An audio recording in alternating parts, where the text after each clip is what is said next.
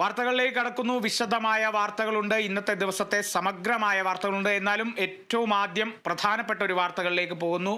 സംസ്ഥാനത്ത് കാട്ടാനാക്രമണത്തിൽ വീണ്ടും ഒരു മരണം. ഇടുക്കി പെരുവന്താനം കൊമ്പൻപാറയിൽ കാട്ടാനാക്രമണത്തിൽ സ്ത്രീ മരിച്ചു. നെല്ലിവിള പുത്തൻ വീട്ടിൽ സോഫിയ ഇസ്മയിലാണ് മരിച്ചത്.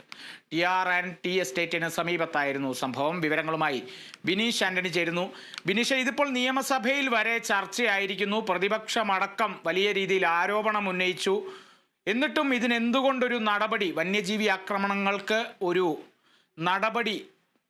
ആക്രമണങ്ങൾക്കെതിരെ ഒരു നടപടി ഇതുവരെ കൈക്കൊണ്ടിട്ടില്ല? കൃത്യമായൊരു നടപടി ക്രമങ്ങളൊന്നും ഇതുവരെ സംസ്ഥാന സർക്കാരിന്റെ ഭാഗത്തു നിന്നും ഉണ്ടായിട്ടില്ല എന്നുള്ളത് ഏറെ സങ്കടകരമാണ്.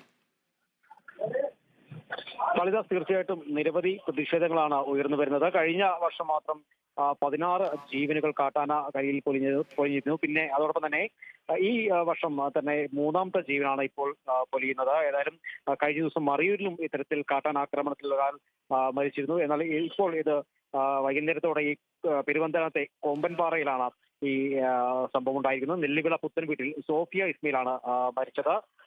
ഈ വീടിന് സമീപത്തെ അരുവിയിലേക്ക് കുളിക്കാൻ പോയതാണ് സോഫിയ. പിന്നീട് ഈ സോഫിയെ കാണാതിനെ തുടർന്ന് വീട്ടുകാർ എത്തി തെരച്ചിൽ നടത്തിയപ്പോഴാണ് സോഫിയയുടെ മൃതദേഹം കണ്ടെത്തിയത്.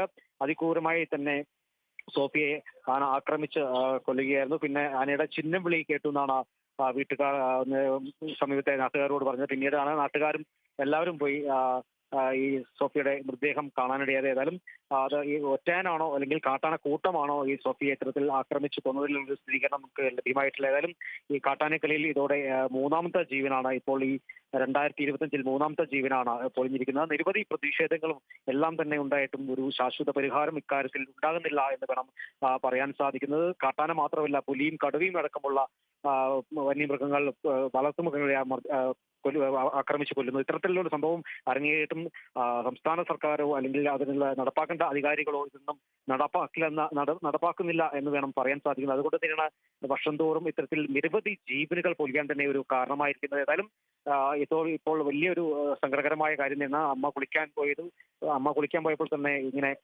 ആക്രമണത്തിൽ മരിച്ചിരിക്കുന്നു സോഫിയാണ് അമ്മ. ഏതായാലും വലിയൊരു സങ്കടത്തിൽ തന്നെയാണ് ഈ വീട്ടുകാരുള്ളത് എന്ന് വേണം പറയാൻ സാധിക്കും. കാളിദാസ്. ബിനീഷ്, ഇപ്പോൾ നിലവിൽ ആ ഒരു പ്രദേശത്തെ സാഹചര്യം എന്താണ്? പ്രതിഷേധങ്ങൾ അവിടെ ഉയരുന്നുണ്ടോ? അധികൃതരുടെ ഭാഗത്തു നിന്നും ഇപ്പോൾ നടപടി എന്തെങ്കിലും ഉണ്ടായിട്ടുണ്ടോ? എങ്ങനെയാണ് ഇപ്പോൾ നിലവിലെ സാഹചര്യം?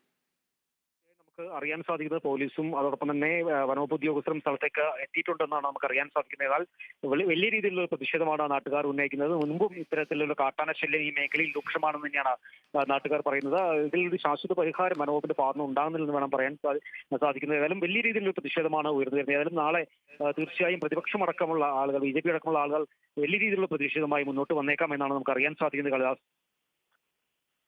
ശരി ബിനീഷ്, സംസ്ഥാനത്ത് കാട്ടാനാക്രമണത്തിൽ വീണ്ടും ഒരു മരണം സംഭവിച്ചിരിക്കുന്നു. ഇടുക്കി പെരുവന്താനത്ത് കൊമ്പൻപാറയിലാണ് ഒരു സ്ത്രീ മരിച്ചത്.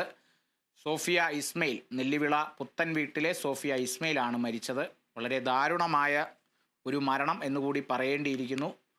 അധികൃതർ വേണ്ട നടപടികൾ സ്വീകരിച്ചു വരുന്നു എന്നും വിവരങ്ങൾ ലഭിക്കുന്നു. ബിനീഷ് ആന്റണിയാണ്